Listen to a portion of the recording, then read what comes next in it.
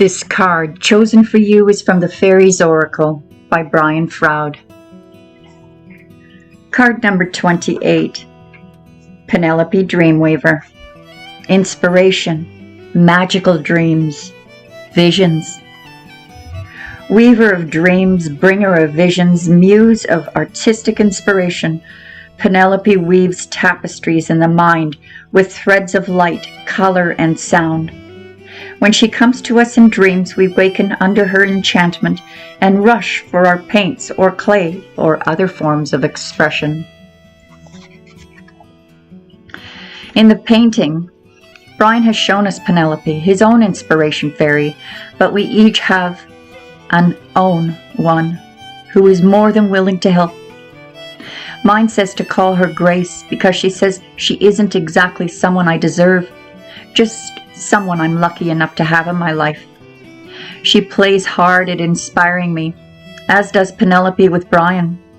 Penelope says she is very pleased with Brian's results of her inspirations, but when I looked hopefully at Grace to see what she thinks about me, she just shrugs her shoulders.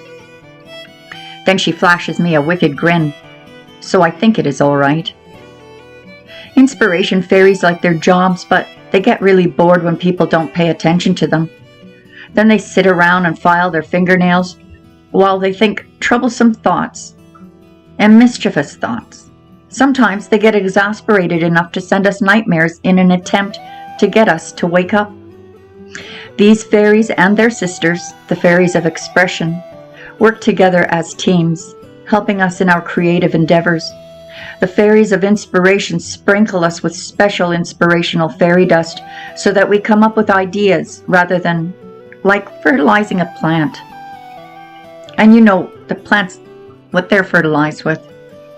Grace says, then their sisters, the fairies of expression, help us to give form to our creativity, manifesting it with our own particular ideas. As a message, seek visions and inspiration. Be aware that they are often subtle and require close attention. Fantasies, dreams, and daydreams are all places an inspiration fairy can contact us. But she can also pop up unannounced in the midst of the most ordinary of activities, in the bath, washing the dishes, driving the car, or anywhere else that our mind is half occupied and half running on idle. Pay special attention to unsought inspirations at this time. They have something wonderful to offer you, but it is up to you to catch them and bring them into reality. As a warning, you may feel that your creative expression is blocked or even dead. You may have been trying too hard, working too hard. This is a time to back off and do the things that renew and inspire you. Cut loose from the mundane world and give yourself time to enjoy your own fantasies and dreams. Then choose what you want to bring into manifestation and begin to create it. Even if you think you can't, creation is one of the primary factors in the maintenance of sanity. Humor is another. So if you produce laughable results, you get two benefits for the one effort. Alternatively, you may have been ignoring your inspiration fairies' prompting, turning away from your own creativity. When we deny expression to our creative impulses, our creative energy tends to sour within us, causing problems with health, relationships, and other aspects of life. Denial of the possibilities put forth by our creative imaginations, or allowing only the destructive possibilities of creativity to be considered, are also serious problems, as is the refusal to learn from our dreams. Perhaps someone in this state of denial or blocking is also discouraging our creative impulses, or perhaps we are doing it to ourselves or others. If the first, the querent must learn to disregard this bad influence. If the second, an immediate change of attitude is urgently needed at this time. Interestingly, Penelope and Grace tell me that whining about the unfairness of life, instead of doing something to make it better, is also linked with and a symptom of the suppression of one's creative energies.